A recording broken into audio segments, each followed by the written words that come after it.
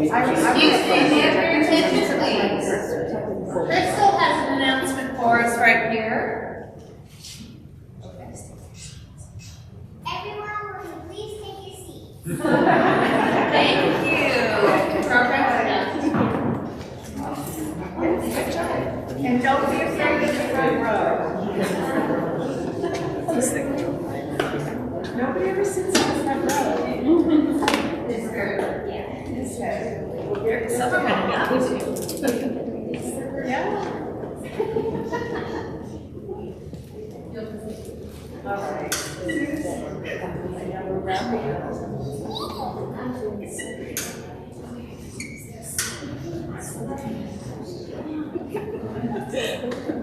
Are we ready? All right. Are we ready? Okay. Since he's right up front here. Don't be afraid of this front row. We aren't going to call on you. We promise. So, welcome everybody. My name is Katie Porter. I am Executive Director of Inlandia Institute. We are here today to celebrate Sebraé Harris.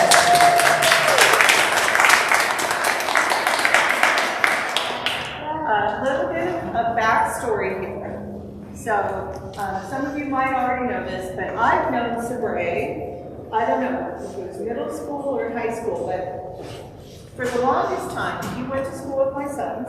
He would walk past our house, we would say hi every day whenever I saw him. And then one day, I was here at an event, hosting an event here at the museum, and there was Sebraé.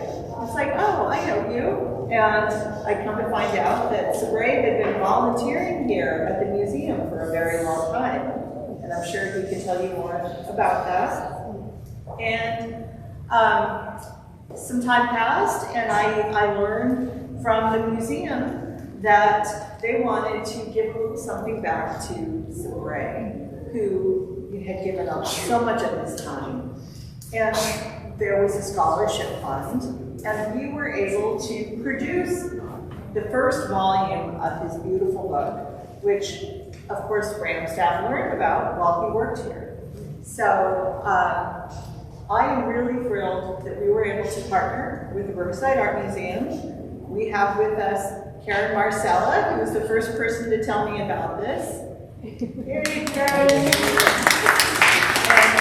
And Overjourney, who is the director of RAM and the Cheech, and she is here today to show her support for Sebraé, and we are so pleased to be here. Would you like to come up and say a few words, either of you? Okay. We're super excited about today. I've actually known Sebraé since kindergarten. Sebraé went to school with my daughter. And then he started taking classes here at the museum at a very young age in elementary school and stayed with us throughout the years. And we've always supported him. So today is like a big day because we've been able to support him right along. And thank you to the Littleworth Foundation scholarship. We were able to help pay for the book and be able to get him on his way of producing this first book. I like to joke when I started here in 2012, there are two things that remain consistent. This old building will leave, and Sebraé. Sebraé was taking art classes here in 2012. We continue to develop your technique, your style, and so it's just been such an amazing blessing to see your development over the last decade. And as Caryn said, what an amazing day to celebrate the completion of your work. So thank you, Sebraé, for everything. Thank you all for coming, and on behalf of our board of trustees and staff, welcome. Thank you.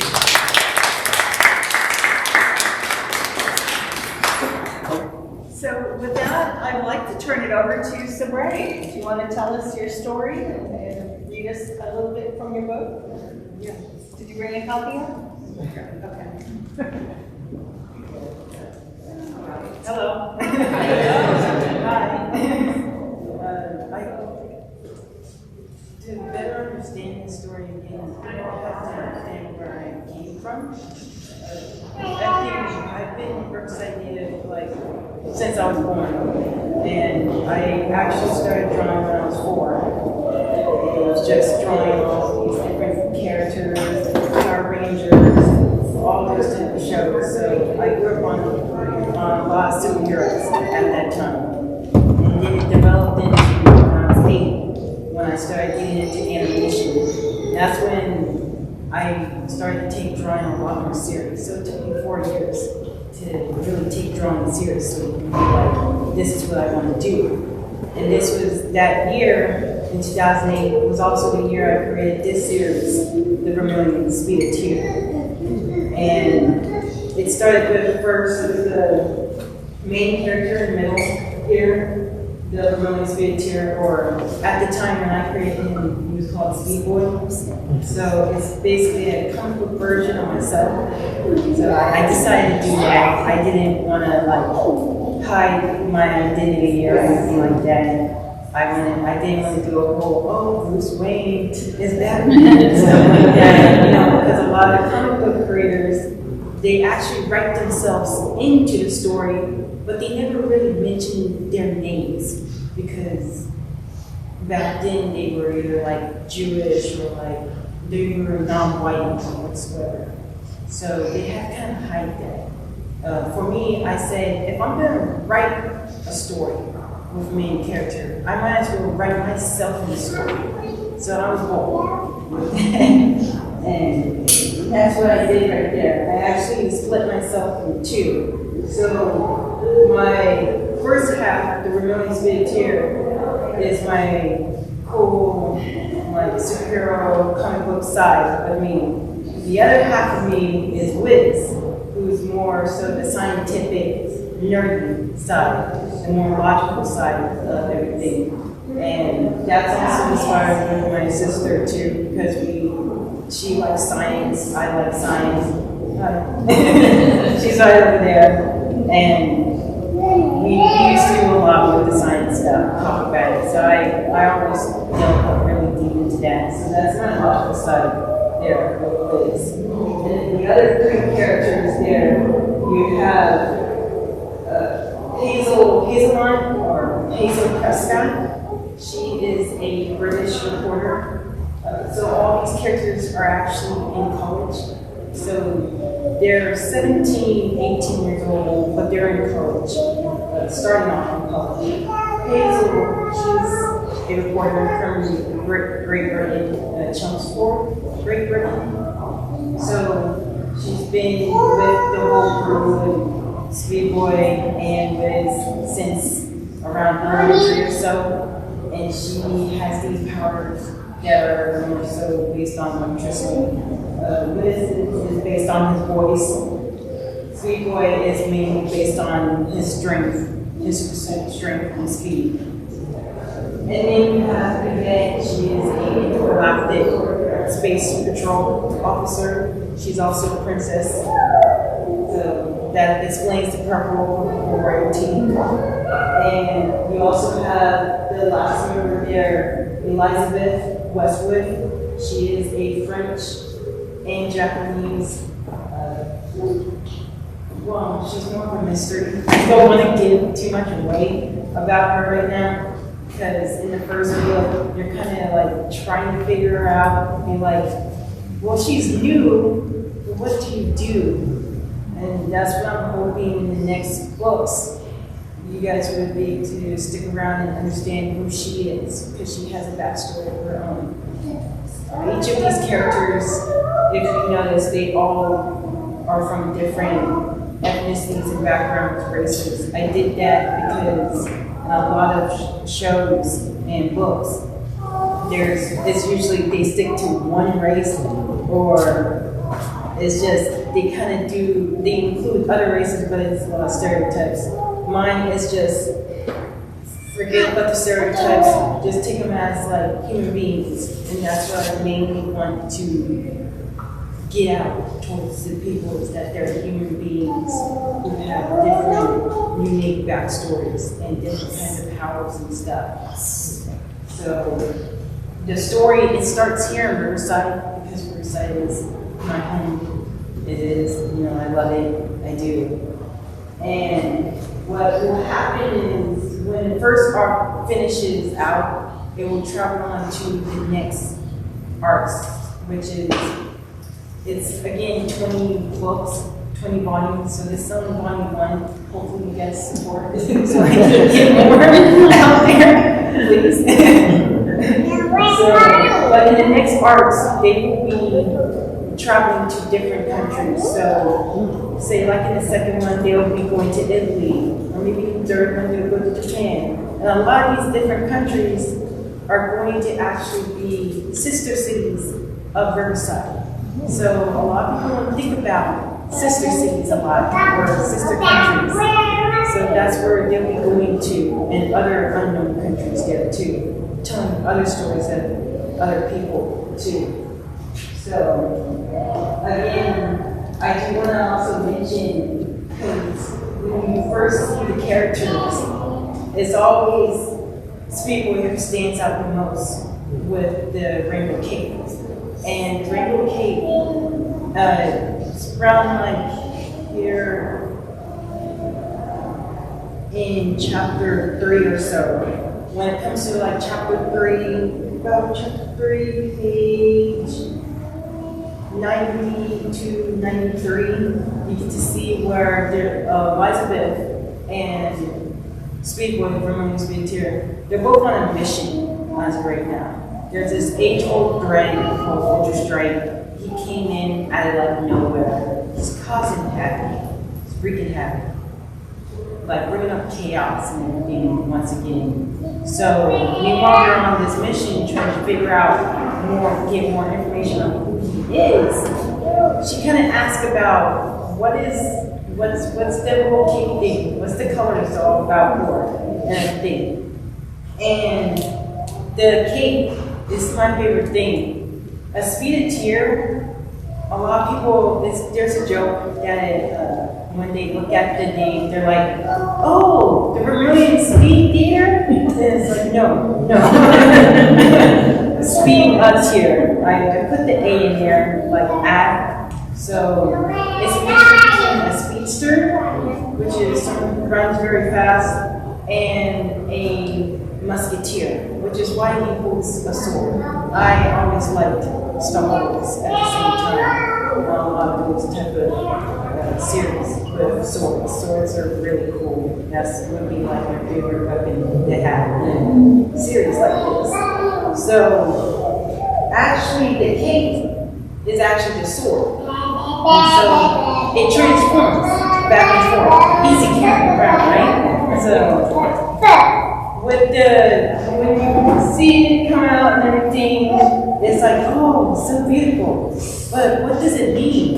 And it has many different meanings. It's all based on what you guys see. But the main core meaning of the cape is unity.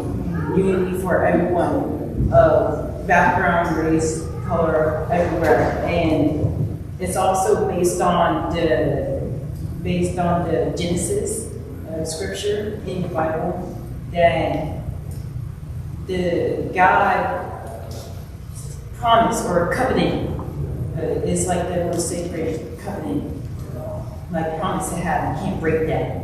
So God and human or man, sorry. So with the covenant, it's that.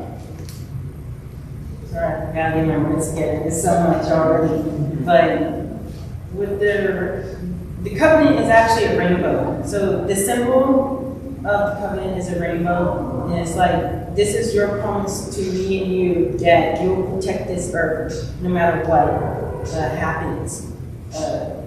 As long as you continue to keep peace, harmony, and joy. Joy is the main factor along with peace.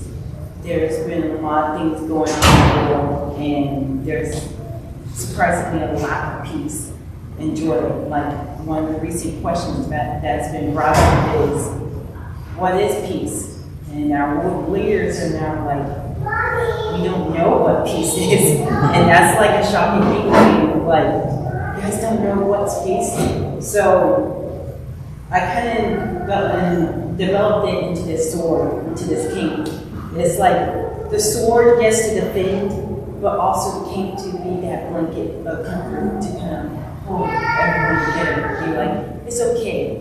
So really, this blade, which is called the Star Blade, is one of the safest swords you could ever handle and hold. It's not a sword that kills, but it brings the bad back to the good. And a lot of this story is about, we're going to see this villain.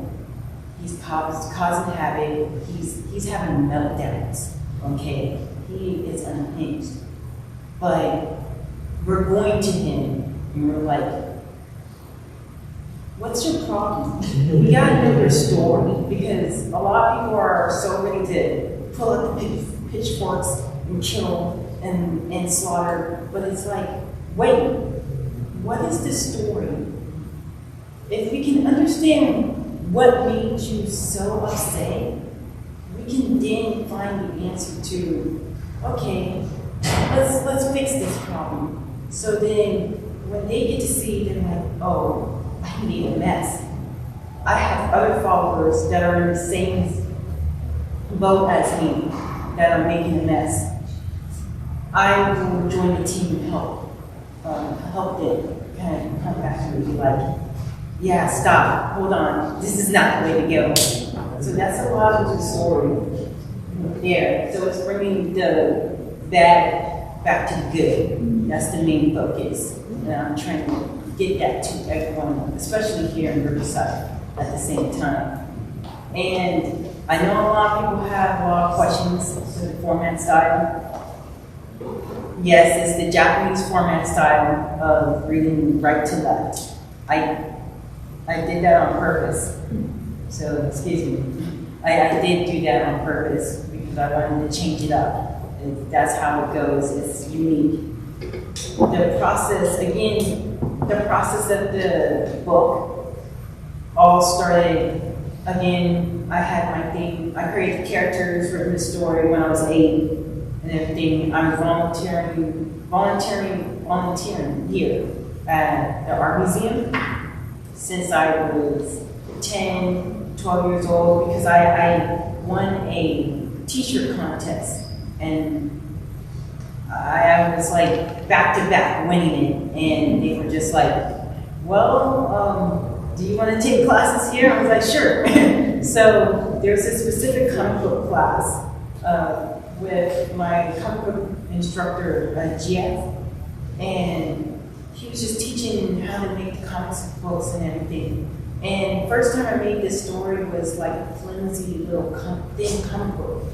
And I got really serious with it. I remember even trying to push it to Press Enterprise, like, hey, can I get this in here? And they're like, and it's like, you got this 14-year-old, like 13, 14-year-old calling up, and they're like, okay, all right. And they're going back and forth, and they're like, well, just let you know, you need a publisher or like someone to back you up with distribution. And now it's been my whole thing, like, okay, I gotta get this publisher, I gotta get this distribution. So in between that time, I've been refining my style, gaining all the crafting things to get this to all work. And I was volunteering here since I was 17 or so, all the way up to the pandemic by 2020. But every time I would mention, oh hey, I have an idea, well, where can I take this to someone? And it's like, we don't know yet, we don't know. No, we don't know, we don't do that yet. But then I finally got a phone call, and it was around January, February of 2020. I'm pumping the gas for, my mom and everything in the car, and I get this phone call from Caryn. She's like, oh hey, it looks like we do have something for you. Can you bring in your stuff, like your work, to us? I was like, sure. I was excited at that point. I was like, oh my gosh, okay, I have to make sure it's all right. So I brought in this big bag. It was like a big poster bag. it's just filled with all of the work and everything, all the characters and stuff. And it's just like I just lay it down on the table and fan it all out. And they're just like, whoa, okay, this is a lot. And I was like, yeah, it's a big story. At the time when I presented it to them, it was 33 volumes. So I was just like, okay, it's gonna be 33. Like, that's it. It's like gonna be big. To my shock, when I said 33, they said, yes, we're gonna do it. And I said, no, it's 33. You sure about that? And they're like, yes, we'll do it. We'll get this going. I was like, awesome. Then the pandemic happened. And yeah, it's like weird. Pandemic was bad, but then pandemic was good. It's like a 50-50 weird situation. It was bad because people got like over jobs and stuff, and it's just stuff started tanking. You couldn't see people and everything. People are getting sick and stuff. But then there was the good part of it. Well, there's this thing where it was like a reset. Everybody was starting to get into new like hobbies and things. Oh, I can do this now. I can actually achieve this and try to go for this. At that time, I was writing, so I was just jotting down notes, whole scripts, handwriting scripts. I don't type scripts anymore on the computer because it gives me a headache. So everything I do is all traditional hand done, like how it was in classic days. So it's just writing it out. This is what happened, that's what's happening. Then it all kind of leveled down to, oh, it's now, went from 33 to now 20. And I said, perfect, 20 books. It's not too big, not too small, it's just right, it's medium to keep people engaged. So I was writing up all 20, I got it all completed and finished. And then there was a point where I called up Katie and I was just like, okay, who's Katie Porter? I'm trying to remember Porter. Porter sounds so familiar. And then I called her up, just like, hi, Katie Porter, I'm Sebraé Harris, I'm doing the book and everything with Finlandia. They were like, oh yeah, you went to school with my son. And I was like, your son? And she was like, yeah, Jacob. And I was like, oh, it all makes sense now. It all makes sense. And it just, everything all lined up for me at that moment. It's just like, usually how it was with high school and things, just Jacob was my friend and everything, and we used to like first thing in the morning with our other friend Skylar, it would be like, oh, hey, like it was morning and then afternoon, like to school, back to school, back from school. So it was like, as soon as I made that phone call, everything lined up and she was like, get it done, get the first one done. And so for the past 2021, for the past 4 to 5 months, I've been inking, hand drawing, inking, hand coloring, hand writing, all of the work. So everything completely hand done at this point. Back and forth, doing copies, making sure the ink and color transfers through or prints properly. And that was for 5 months. And then the rest of 2022 was just trying to get the whole book together because we've never done manga before. So I had to include some examples and everything to make everything like all work. So now that it's here, it's here. So this is the final product.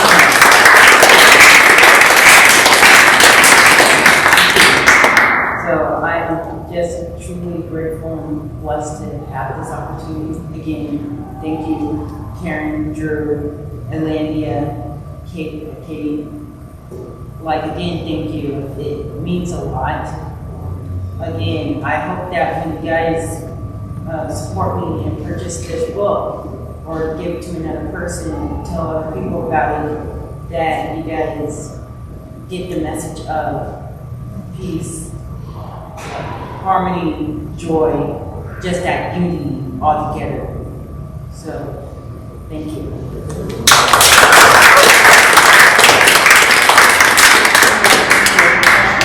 Yeah. Does anybody have any questions for Sebraé? About how we did? Yeah. Hi. Did you get any inspiration on character designs from any shows or any? What's your inspiration on the character designs? So a lot of the inspiration from character designs is mostly, again, from past shows like Power Rangers, Superman, Flash, Astro Boy, Speed Racer, and then as I started getting into like high school, college, it started to dive into like more of that 80s, like city pop, Japanese city pop like style. So it's so unique, and Disney too. Can't forget Disney. So it's a weird, like unique mix between what Disney probably would do if they did anime or like manga. So I've been told that many times, but it's a mix between that. It's both with the Silver Age comic book style mixed with the modern Japanese anime manga style.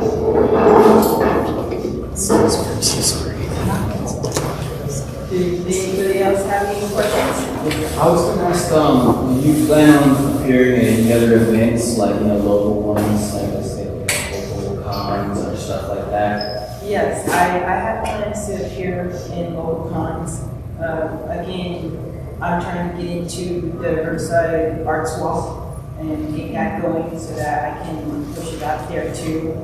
And I just spoke with the organizers for Riverside, Anime Riverside, which that was the first time last year. I was like, oh, so we have a convention now. So that's something new. So they're doing their second year this year. So I'll be pushing to do that. When will that be? That'll be in the early June. But that was when the first one happened, early June. So con season is like in the summer a lot of times for conventions. So that's like definitely for sure. I'll be going to other events. Some local here, hopefully local in LA, Pasadena, in between Ontario. You mentioned you have a love for animation. Do you want to animate any of these characters ever, or just focus on the book right now? Or what? I want this to translate to animation. Yes, I definitely want it to translate to animation because I have so many ideas. I already have this story. This is like one out of like many more different series that I have in my mind. So it's like, it's pretty much running like the MCU in my mind as of right now. It's like, this is connected, that's a little separate but kind of connected in between. It's all over. But I do want this to be animated, and I have a specific animation style for it. So hopefully if I get enough support for it to make it into an animation, that it could be like, okay, we're going to try this out. This is very experimental, but hopefully you guys will like it. I have a lot of ideas for that too. Yes? How do you set up your decisions? When I say that, I mean, when you're coming up with something this cool, I'm pretty sure you had multiple ideas on different powers and outfits and things of that nature. And I know for me, it's always hard to dial down those 10 ideas I have for one. How do you deal with situations like that? So there's a lot of ideas that's running through my mind all the time. So I always, I write it down on paper. So I do where it's like, usually everything comes together first by drawing it. So I draw my character design, and maybe that'll take sometimes all day to get maybe one or two of them down. And I think back, and it's hard because it's like a lot of the work I do is where you're trying to be original, trying to really be like strictly original. Yeah. It's very hard these days to not be original, Because it's like, this already been done, that's already been done. So there's a lot of research that's being put into it. But I think it is, I write it down and I see what works. And if it doesn't fit with the character, then I cross it off and I be like, nope, forget about that. Or let's save this for another story or character or idea I have. Right. Okay, thank you. I'm pretty sure you're very original in setting a superhero story in Riverside. Yeah, it's not a lot. Like, everybody knows Riverside either for the festival lights or for art museum, the Cheech now. Just like little stuff, the Mission Inn too, which the Mission Inn is in here. Can you imagine how much time it took to draw the Mission Inn? Can you flip to that page? So, Show them where it is. it's in chapter 5. Chapter 5, you have page 84, 85, and then 185? yeah, 180, 84, 185. And then there's also in chapter 4, 161. So you'll see like the character. Yeah, flip it around so that, let's show the audience, because if you can see how detailed that is. That's the part. I had to really look into like how to like draw it. It had to be it's like I had to get it too close to accurate, but then also keep it animated at the same time, because sometimes if you put too much detail, it really hurt the eyes and everything. So hilarious enough, when I originally did this chapter 4 and 5, it was originally supposed to be at the Regal Theater at the plaza, but I didn't do that. And I said to myself, I was like, over here. No, that's not. So I felt like when I looked at the Mission Inn and I went into Mission Inn, I was like, this is a fancy event. And it's a fancy event.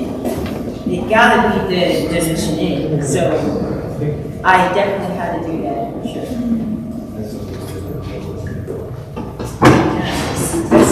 How many types of mixed media, or what types of mixed media did you use to create this? So, just like materials and things? Yeah. So, with the production of the book, I was so keen. Everything I do is traditional because I don't like a lot of the traditional means and arts of everything is slowly like waning a little bit, which is sad. And now with this whole talk about this AI art situation, which blew up in like a matter of months, it's now making it like hard for traditional artists to like get out there and be like, oh hey. So a lot of my medium is again ink and watercolor and alcohol-based markers. So the alcohol-based markers give that pop to really get that solid pop look. And then the watercolor to kind of give a little bit of that, some of that light pop look, but also that pastel to it also.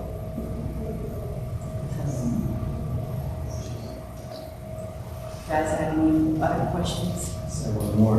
So besides doing things like this and your future also doing other content, are you doing anything on social media? Are you like you have a presence on social? I didn't see it over there, but of course I was there for a minute. But I'm sure you are. But just wondering how are you going about that on social media? So a lot of what I've been on social media, my biggest following is on Instagram. Most of the time, that's where I started off. I'm slowly but surely, I kind of transitioned a little bit with Twitter. And I'm hoping to get a website started because I need that a lot. Because now I had other people I had commission work from Olympians, gold and silver medal Olympians who saw my work. They are like, hey, I want to get something from you or do something, together from you. So it's like certain people from out of state. So they're like, now seeing my work, they're taking interest on it's going to be a website. But a lot of where I do my work is on Instagram, and that's again Starlight Crystal Art, so Starlight_Crystal Art, and that's where my following is. I draw an original art piece work, put it out there so you guys get a glimpse into my world and what I see from my mind and what I aspire to be. And I do a little bit of some videoing of my process, and then it's out there. So, and I really push it out to people to share it and to support it and save it whatsoever, because the Instagram algorithm can be very harsh, especially an artist. So, yes. Yes? When did you start, not this book per se, but in your growth cycle, when did you start drawing? I started drawing when I was 4. I was mentioning it earlier. When I was 4, again, it started with the Power Rangers and all those type of shows, and I just started drawing like superhero versions of all of me and some of my family. So I would go around to my cousins, that's you, or that's you, and that's you. And they're like, oh, cool, oh, okay. And so it's like, I had this big, huge imagination. So once I saw that drawing, I could pretty much do anything on paper.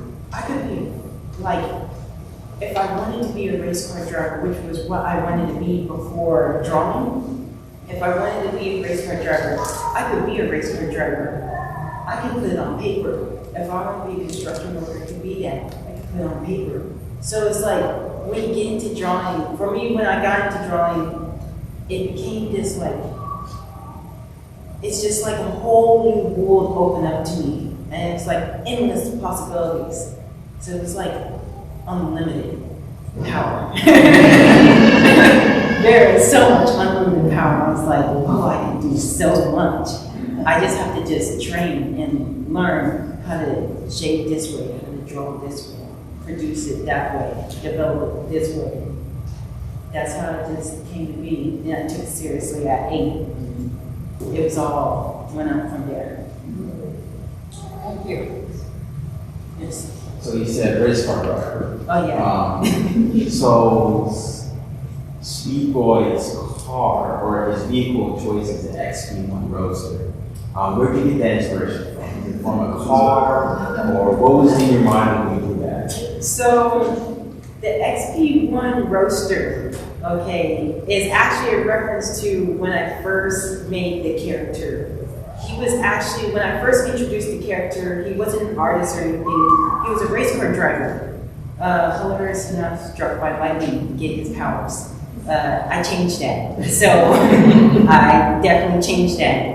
And I also changed it because I didn't want to get any copyright thrown at me with other characters and stuff, with being struck by lightning or the chemicals. So a lot of his powers is all home, like born with those powers, gifted. So with the car, it's a reference to that because he was a go-kart driver going on to being a race car driver in his later years, adult years. So that's where the XP1 came in. And then also, I like the Transformers, the original Gen 1 Transformers. So when I saw Bumblebee, I always liked the smaller cars because I feel like the smaller cars always gave a punch. There's like, it's small, but it's a real beast inside with that engine. So I kind of combined those two together into this one character for the Whizbot, which at first, it doesn't have personality because it's just like an Iron Man type of suit. Oh, you have to control it from inside. But then later on in the story, it starts to become, oh, you're a character of your own of some sort. It's like, oh, you have a personality. So you guys will see that as time goes on for the next book.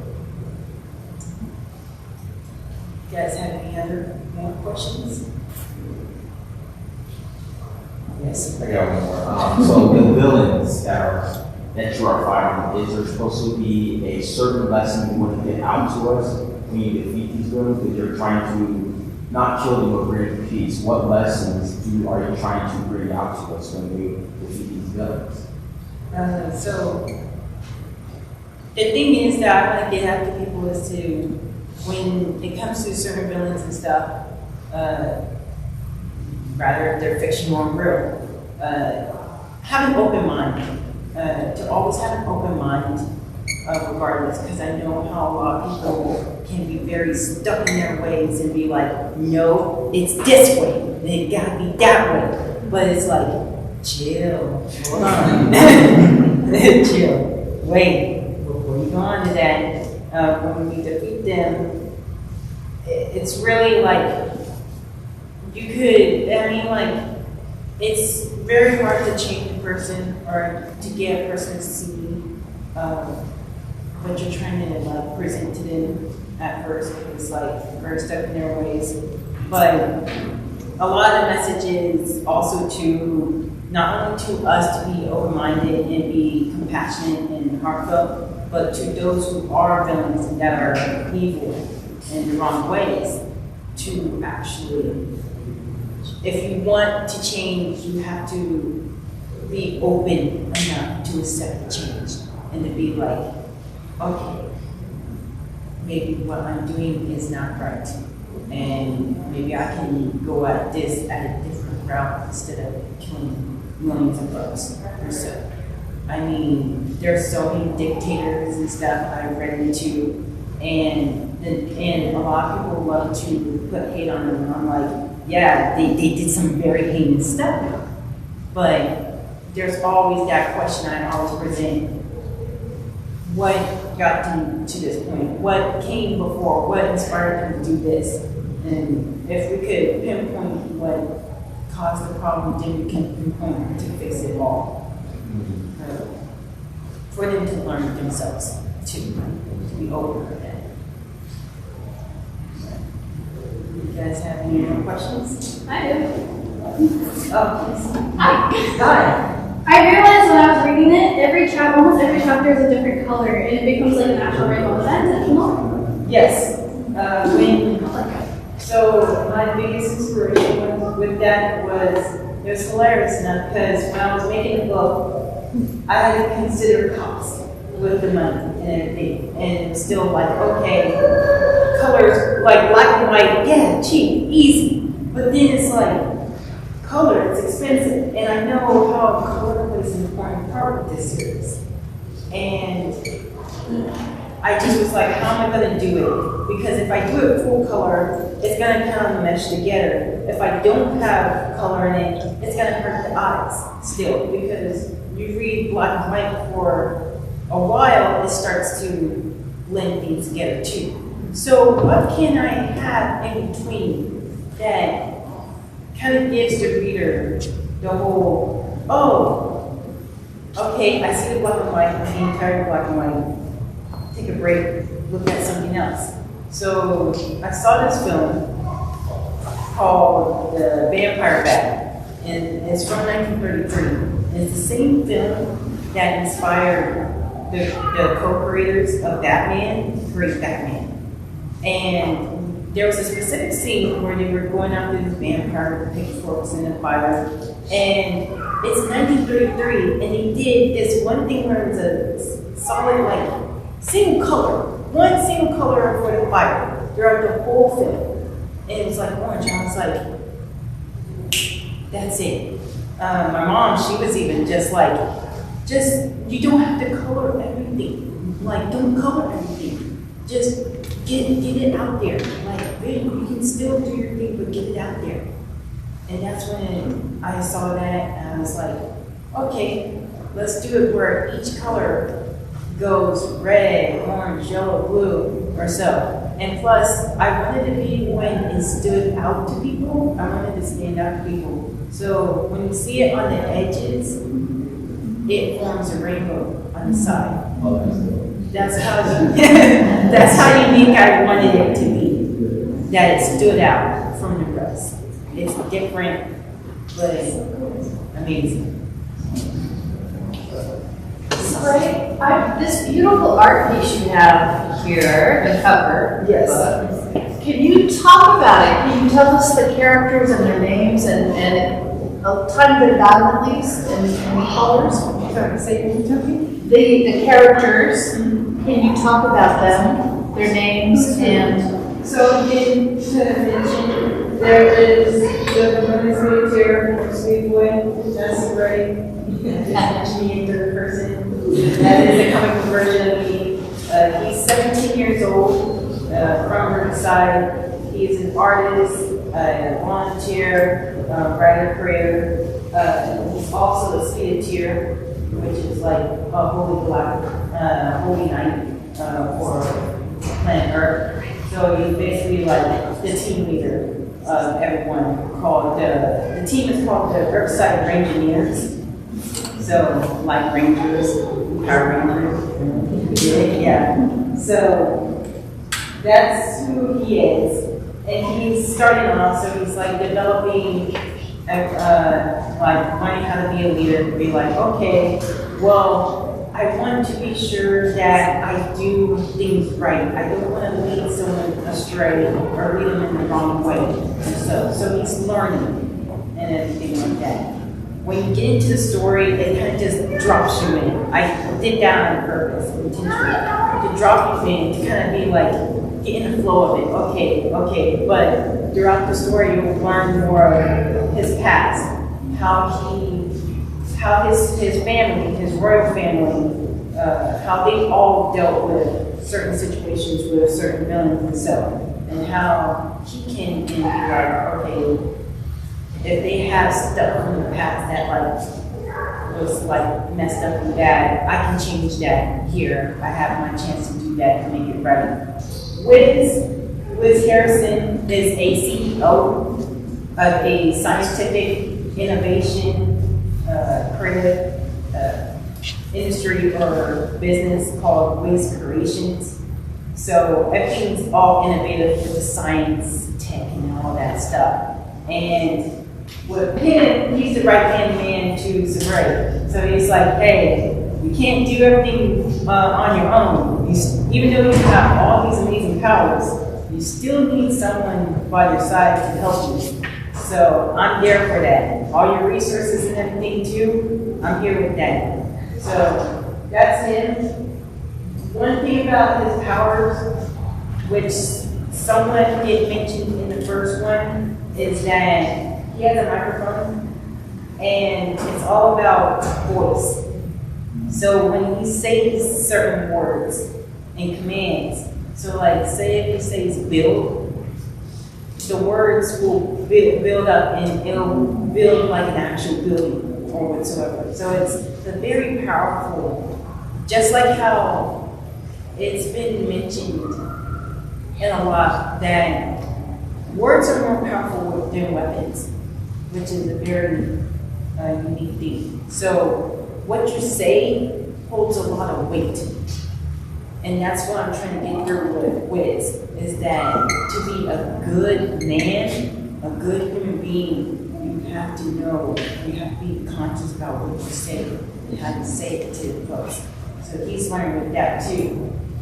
Hazel's really the new, like, she's been with them for a while, throughout their whole lives too, but she's also a newbie because she has these newfound powers she's trying to get used to.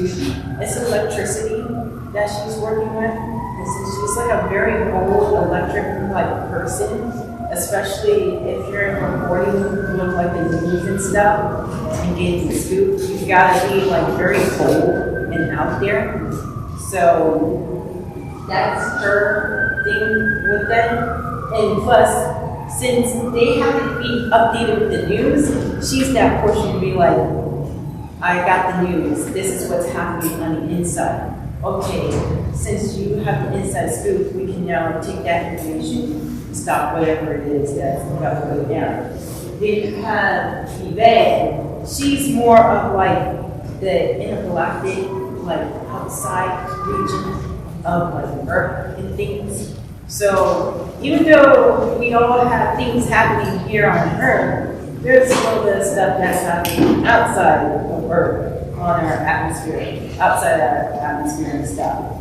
So she's that connection there, and she's also another connection to the international affairs of like the UN, United Nations, and stuff like that, because she's from Britain and France. So she has a big, huge pull on a lot of stuff. Plus she's royalty along with the Speedateer here. And then you have Elizabeth Westwood, the one who's here.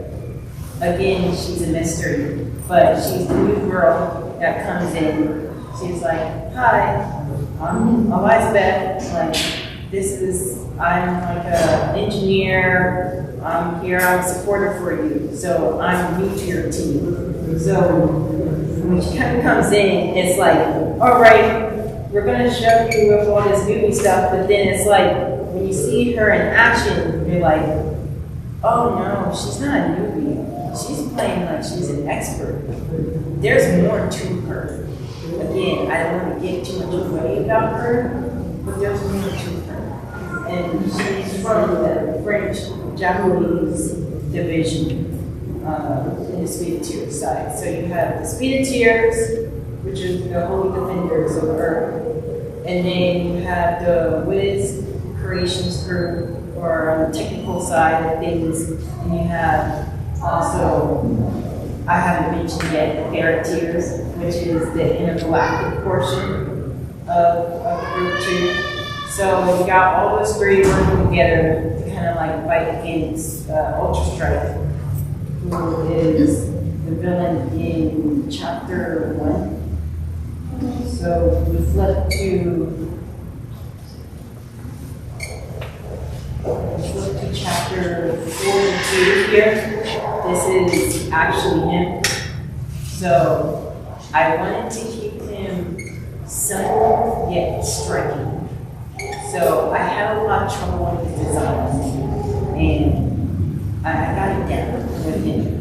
He was very hard, but that's what it is with him. He's very bad, very bad. I try to write him as devilishly as possible, especially, and it's not easy for a nice guy to write really heinous acts for a character. So I hope you guys will work with me with this character, but hopefully he's bad, but I hope you guys do attributes. But yeah, those are the characters. There's many more that get introduced in the later chapters and the later volumes. So I'm going like, I have this one character that I'm like really excited for you guys to. I'll give you a little bit of exclusive for you guys. There is a character who works with cassette tapes and a hoverboard. Okay, so that's all I'll leave you guys with, but she's very, very cool. I can't wait until I get to that point when you guys get to see, oh, cassette tapes and hoverboards. She must be a really classic character. So, is that Back to the Future reference? yes. Yes. Again, everything, you'll get a lot of 80s reference stuff in there in this series too. So it's a lot for everybody. So a lot of references from the 80s. Were you a teenager at the time, or how do you get your influence from the 80s? So when I was growing up, everything in our house at the time, I lived in my grandparents'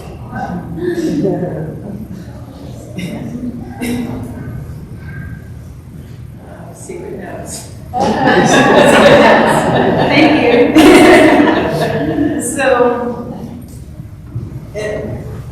So at the time when I was when I was growing up, it was the whole, like, in my house, in our house, it was the old, like, Windows computers and all these, like, stacks of, like, racks of, like, records. And that all belonged to my grandfather's stuff. But it was like all the cassette tapes, I always saw the cassette, I had a cassette tape player and stuff. But the Wiggles and stuff, like all the preschool and everything. So everything around me was always more analog stuff, the little CD players, all of that. So, and even the old 80s pictures. So I would always ask questions with my mother, like, what's this and what's that and that and this. And then it even started to develop more when I got into Guardians of the Galaxy from Marvel, and my mom handed down to me her cassette tape player and all these blank cassettes. And handed down to me also was my grandfather's cassette tape player and recorder. So I would record music and all those type of things. Like, I actually would make my own mixtapes. So I had a lot of that 80s influence, and again, leveled up even more when it got into the Japanese anime and manga scene. And I was like, so I know about Astro Boy, but there's gotta be more classic stuff. And there was a whole lot more. And City Pop happened, and that's been a thing with me too. So that's where all that inspiration is. Like, I was born in 2000. I didn't live in the 90s or 80s, but I feel like I have a close connection to it still because I live with having items of it in there still. And now today, I even freaked out, like, some of my, freaked out and depressed some of my, like, high school and college friends when my phone broke, and I was like, I need music. Like, I need music. Everything with me is about music. And so I had a cassette tape player. So I would legit go to school with a cassette tape player. In a modern day, with cell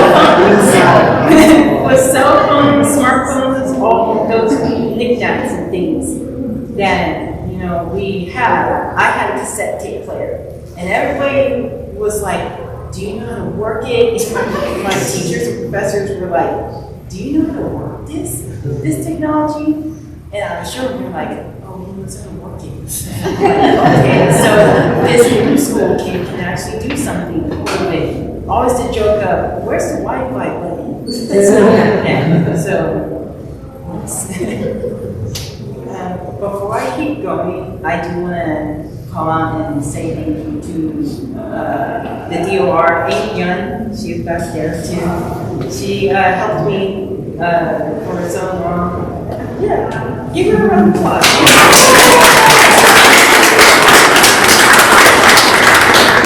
helped me for so long throughout my journey.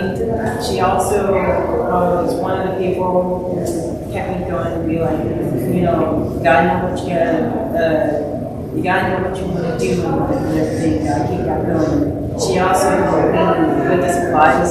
So some of the colors and materials actually is in this book. So again, thank you very much. Again. And then I also have to say thank you to my mom because again, she's been my family, Crystal and my sister Shanti. They've been that rock that's been holding me together and be like, if you have a message, you better tell that message. You pretty much, you're unfiltered at this point. You have no roadblocks, nothing. Tell it as it is. So again, thank you. Very good.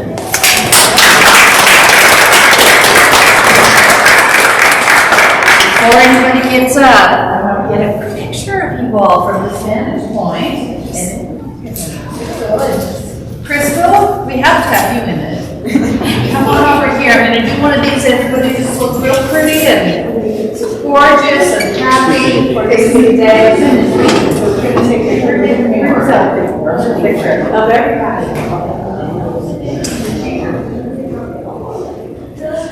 Which camera are we looking at first? Let's get in a little bit more. I can't see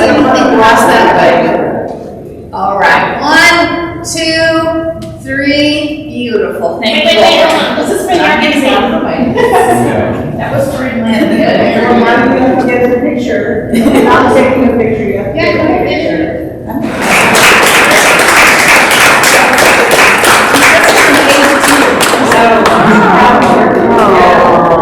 So she was the same age of, she was at the same age of when I started drawing and so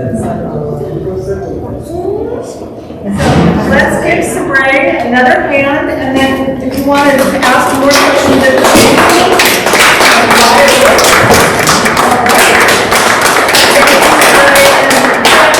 to Riverside Art Museum, we have the Littleworth Scholarship Fund for making this possible, and all right, and there's one more thing. Oh, she wanted to show. All right.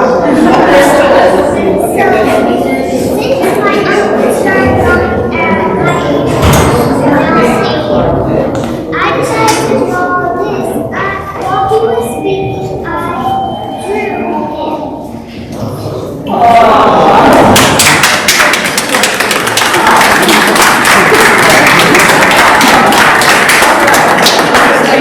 And then you can show people. Come up. Can I take a picture of it? A picture of your pictures?